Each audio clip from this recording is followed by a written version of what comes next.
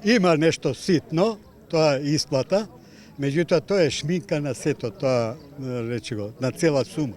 Замислите, ние треба вкупно, зборам за 2000 луѓе, треба да земеме околу 5,5 милиони евра, така. Они пуштија негде најсила ако има милион евра. Значи тоа се трошките, да се изразам така. Толку минимална сума е и всушност ние баравме подеднако да се расподели подоелите. Меѓутоа, некоја формула што ја измислија стечајните управници, пуштија во проценти. Се движи од 1% до 30 и кусур. Тоа е огромна разлика.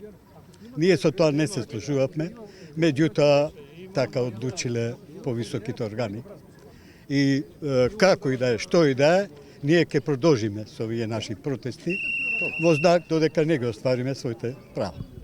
А што е со продажбата на ОКИС? Вака сега, ОКИС се продаден и ние, колку што знаеме, официјално ниту медиуми, никој не кажа како, просто како да ја кажам. Работава доаѓа многу тајно е изведена, тајно. И знаеме дека е продадена, дека купувачот е хемикал инженеринг. И дека е некоја фирма од Африка или од Кипар или така натаму. Ние сепак сомнително е тоа, веруваме дека е нека фирма од тука и продадено е за 7,1 милион евра. Исплатени се тие пари останатите доверители, например, како за струја, за се што треба да Вака сега, исплатени се еден дел, исто во процентуална вредност, меѓутоа тука се јавува една друга аномалија. Ние, како стечајци, продолжуваат трошковите на ОКИС и сега губиме пари од стечајната маса.